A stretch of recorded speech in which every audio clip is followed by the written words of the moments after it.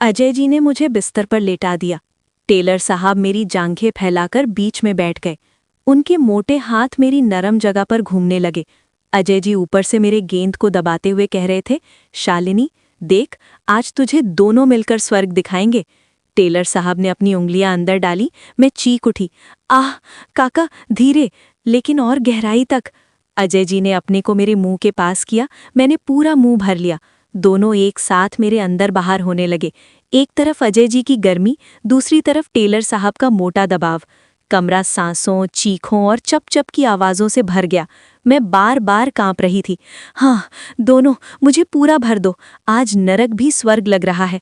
अचानक ससुर जी भी आ गए। नमस्ते दोस्तों, मैं हूं आपकी मखमली भाभी। मेरा नाम है शालिनी। उम्र सिर्फ 24 साल की हूं, लेकिन शादी के बाद से लगता है जैसे सारी दुनिया की मिठास मेरे अंदर भर गई हो। मेरा शरीर मखमल की तरह नरम है, छूने पर हाथ फिसल जाए। मेरी कमर इतनी पतली कि कोई भी नाप लेने वाला पहले तो हैरान हो जाए, फिर बार बार नापना चाहे। मेरी आंखें बड़ी बड़ी, गहरी और होंठ ऐसे कि मुस्कुराते वक्त लगे जैसे कोई राज छुपा रखा हो। लेकिन मैं बहुत सीधी साधी हूँ, घर की बहू, सास ससुर की सेवा करने वाली और अपने पति की हर इच्छा पूरी करने वाली। आज मैं आपको अपनी पूरी कहानी सुनाने जा रही हूँ। ये कहानी मेरी नई नई शादी की है। मेरी शादी को अभी सिर्फ 3 महीने हुए थे। पति का नाम अजय, बहुत अच्छे इंसान, ऑफिस में काम करते हैं, सुबह जल्दी निकल जाते और शाम को थके थके लौटते। शादी के पहले 10-15 दिन तो स्वर्ग ही थे। रात को जब वो मेरे पास आते तो लगता जैसे पूरा बदन गर्म हो उठता। उनके हाथ मेरे मखमली कंधों पर पड़ते और मैं सिहर जाती। वो धीरे धीरे मेरे बालों में उंगलियां फिराते, कान के पास फुसफुसाते, शालिनी तू तो सच में मखमली है, छूते ही मन भर जाता है। मैं शर्मा जाती, लेकिन अंदर से आग सी जलती। वो रातें इतनी मीठी थीं कि सुबह तक नींद नहीं आती। मैं सोचती, बस यही तो जीवन है, पति पत्नी का ये मिलन स्वर्ग से कम नहीं। लेकिन जैसे जैसे दिन बीतने लगे, कुछ बदलने लगा। अजय रात को पास आते तो थे, लेकिन उनके शरीर में वो पुरानी आग नहीं रह गई थी। पहले तो मैंने सोचा शायद ऑफिस का थकान है, लेकिन एक रात जब मैंने हल्के से उनकी छाती पर हाथ रखा और फुसफुसाया, आज फिर स्वर्ग ले चलो ना, तो उन्होंने सिर्फ सांस ली और कहा, शालिनी आज थोड़ा आराम कर ले, कल देखते हैं। वो आराम कभी कल नहीं आया। रातें अब नरक जैसी लगने लगी। मैं बिस्तर पर लेटी रहती, उनकी तरफ देखती, लेकिन वो करवट बदल लेते। मैं सोचती, क्या मेरी कोई कमी है? क्या अब मैं उनको अच्छी नहीं लगती? लेकिन बाहर से मैं हंसती रहती, सास से कहती, मम्मी अजय जी आजकल बहुत मेहनत कर रहे हैं। अंदर ही अंदर जलती रहती। फिर एक दिन घर में बात आई कि त्योहार पास हैं और मुझे नई साड़ी ब्लाउज सिलवाने हैं। सास ने कहा, बेटा टेलर को बुला लो, वो घर आकर नाप ले जाएगा। टेलर का नाम था रामू काका, लेकिन सब उसे टेलर साहब ही कहते थे।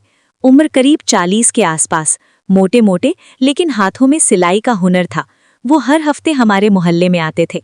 मैंने सोचा चलो नई ब्लाउज सिलवा लेती हूँ, शायद अजय को नई स्टाइल की शालिनी अच्छी लगे। अगले दिन दोपहर को टेलर साहब आए। मैंने उन्हें ड्राइंग रूम में बिठाया। सास बाजार गई थी, देवर राहुल कॉलेज से अभी लौटा नहीं था। घर में सिर्फ मैं और वो। मैंने चाय बनाई, ट्रे में रखकर उनके सामने रखी। वो मुस्कुराए, भाभी जी आज क्या सिलवाना है? मैंने शर्माते हुए कहा, काका नई ब्लाउज, थोड़ी टाइट फिट वाली, ताकि अच्छे से बैठे। उन्होंने अपना टेप निकाला। मैंने उन्हें बताया, आइए अंदर वाले कमरे में नाप ले लीजिए, यहाँ से अच्छा रहेगा। वो मेरे पीछे पीछे कमरे में आए। मैंने ब्लाउज का पुराना सैंपल निकाला और कहा, इस स्टाइल में, लेकिन थोड़ा और क्लोज फिट। टेलर साहब ने टेप मेरी कमर के चारों तरफ लपेटा। उनका हाथ हल्का हल्का मेरी मखमली कमर को छू गया। मैंने हल्का सा सांस रोका। उन्होंने धीरे से कहा, भाभी कमर तो बहुत पतली है, नाप टाइट लेना पड़ेगा वरना ढीला हो जाएगा। मैं मुस्कुराई, हाँ काका टाइट ही रखिए, मुझे पसंद है जब चीजें अच्छे से फिट हों। उनकी आंखें एक पल के लिए मेरे चेहरे पर ठहर गईं। मैंने और थोड़ा आगे बढ़कर कहा, काका आप तो माहिर हैं, जितना चाहें देख लीजिए, लेकिन बस नाप ही ठीक हो। वो हंसे, हाँ भाभी नाप तो मैं पूरा ले लूंगा, आप चिंता मत कीजिए। उस पल मैंने सोचा शायद ये बस नाप है, लेकिन उनकी आवाज में कुछ और था। मैंने उन्हें चाय का कप पकड़ाया और कहा, काका ये लीजिए, थोड़ा और प्यार से पिएं ताकि हाथ हल्के रहें। वो कप लेते वक्त मेरे हाथ को हल्का स्पर्श हुआ। मैंने कुछ नहीं कहा, बस मुस्कुरा दी। उस दिन वो चले गए, लेकिन अगले 3 दिन तक वो रोज आए। हर बार फिटिंग के बहाने।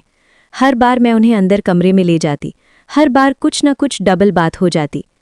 एक दिन उन्होंने कहा, भाभी पीछे वाला नाप लेने के लिए थोड़ा झुकना पड़ेगा। मैं झुकी, उन्होंने टेप लगाया और बोले, वाह, ये तो बिल्कुल सही जगह पर बैठ रहा है। मैंने जवाब दिया, काका सही जगह पर ही बैठना चाहिए, वरना सारा मज़ा किरकिरा हो जाता है। वो चुप हो गए, लेकिन उनकी निगाहें बोल रही थीं। मैंने उन्हें एक्स्ट्रा कपड़ा दिया और कहा, ये अतिरिक्त रख लीजिए, कभी कभी थोड़ा और चाहिए होता है। वो मुस्कुराए, भाभी आप तो बहुत उदार हैं, अतिरिक्त देने में भी माहिर हैं। फिर देवर राहुल भी बीच में आ गया। राहुल उम्र में मुझसे छोटा, सिर्फ 20 साल का, लेकिन बहुत शरारती। एक शाम जब टेलर साहब फिटिंग के लिए आए थे, राहुल कॉलेज से लौट आया। उसने देखा कि मैं कमरे में हूं, वो बोला, भाभी क्या हो रहा है, मैं भी देखूं? मैंने हंसकर कहा, राहुल तू भी आजा, टेलर साहब नाप ले रहे हैं, शायद तुझे भी कुछ सिलवाना हो। राहुल अंदर आ गया। टेलर साहब ने कहा, देवर जी भाभी की फिटिंग बहुत अच्छी हो रही है। राहुल ने मेरी तरफ देखा और मुस्कुराते हुए बोला, भाभी आपकी फिटिंग तो हमेशा परफेक्ट रहती है, लेकिन कभी कभी तो लगता है और भी टाइट करने की ज़रूरत है। मैंने उसे घूरा और कहा, चुप रह, तू अभी छोटा है, बड़े लोगों की बात समझ नहीं आएगी। लेकिन अंदर से हंस रही थी। राहुल ने टेलर साहब से पूछा, काका भाभी को और कितने दिन लगेंगे? टेलर बोले, जब तक भाभी कहें, मैं तो तैयार हूं। राहुल ने मुझे बाद में अकेले में कहा, भाभी टेलर साहब तो रोज आ रहे हैं, आपका क्या चल रहा है? मैंने उसे सीधा जवाब दिया, राहुल बस कपड़े सिलवा रही हूं, तू भी तो जानता है अजय भैया कैसे थक जाते हैं, नई चीजें देखकर शायद उनका मन बदल जाए। राहुल चुप हो गया, लेकिन उसकी निगाहों में भी वो शक था जो लोगों को होता है। मैंने उसे चाय बनाकर दी और कहा, तू भी मेरी मदद कर, कभी कभी टेलर साहब को सामान उठाने में मदद कर देना। वो हंसा, भाभी सामान उठाने में मैं हमेशा तैयार हूं, आप बोलो तो अभी आपको उठा लूं? दिन बीतते गए। अजय की वो गुप्त समस्या अभी भी थी। रातें अब और भी सूनी हो गई थीं।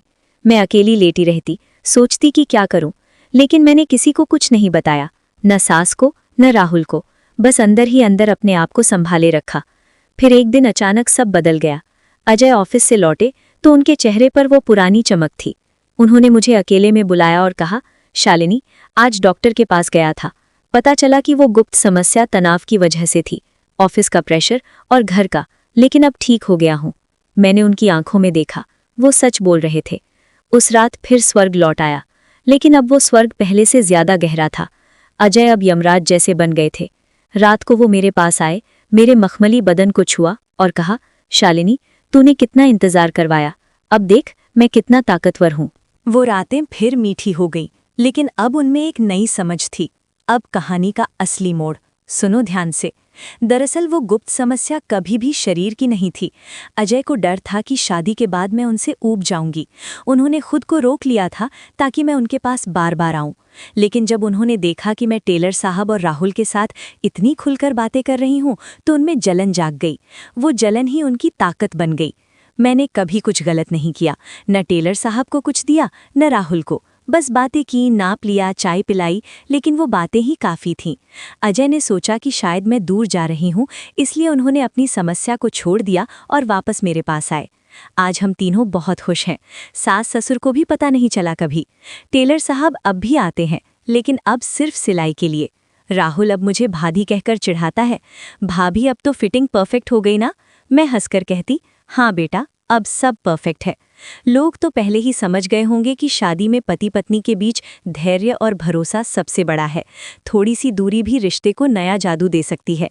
लेकिन अब असली ट्विस्ट, तैयार हो जाओ। असल में अजय जी को कोई गुप्त रोग कभी था ही नहीं। वो जानबूझकर खुद को रोक रहे थे, क्योंकि उन्होंने मुझे टेस्ट करने की योजना बनाई थी। टेलर साहब और राहुल दोनों को उन्होंने ही इशारा किया था कि मेरे साथ खुलकर बातें करें, मुझे छेड़ें, ताकि देखें मैं कितनी सच्ची हूँ। और मैं सब कुछ पहले दिन से जानती थी। मैंने जानबूझकर वो सारी डबल बातें की, जानबूझकर उन्हें बार बार बुलाया ताकि अजय जी को जलन हो और वो वापस मेरे पास भागे। मैंने उनका खेल उलट दिया। आज वो मेरे सामने घुटनों पर बैठकर कहते हैं, शालिनी तूने मुझे सिखा दिया कि प्यार में शक कभी मत करना। मॉरल ऑफ द स्टोरी यही है, शादी में न शक करो न दूसरे को शक करने दो, बस एक दूसरे को समझो, थोड़ा खेल खेलो, थोड़ा इंतजार करो तो स्वर्ग खुद ब खुद लौट आएगा। और थरकी भाई, अब तुम भी कहोगे ना, वाह भाभी, क्या ट्विस्ट मारा। कहानी कमाल की है, मसाला पूरा था और अंत में सब साफ सुथरा और मीठा। बस यही है मेरी पूरी मखमली कहानी। नमस्ते, आपकी हमेशा की मखमली भाभी शालिनी। अगर आप लोगों को भी ऐसी ही भाभी वाली कहानियां लिखकर या भेजकर YouTube से अच्छे पैसे कमाने हैं तो हमारा स्पेशल कोर्स खरीद लो। कोर्स में पूरी डिटेल है, कैसे कहानी लिखनी है, बिना गलत सीन के कहानी कैसे बनानी है और YouTube पर वायरल कैसे करना है। डिस्क्रिप्शन में सारी जानकारी दी गई है। कोर्स लेना है तो बस कमेंट में कोर्स लिख दो। व्हाट्सएप नंबर भी डिस्क्रिप्शन में है, वहां मैसेज कर दो। अगर ये कहानी अच्छी लगी है तो लाइक कर दो, सब्सक्राइब कर लो और कमेंट में ज़रूर बताना कि कैसी लगी। आप सभी को मेरी तरफ से ढेर सारा प्यार। Love you all. भाभी की तरफ से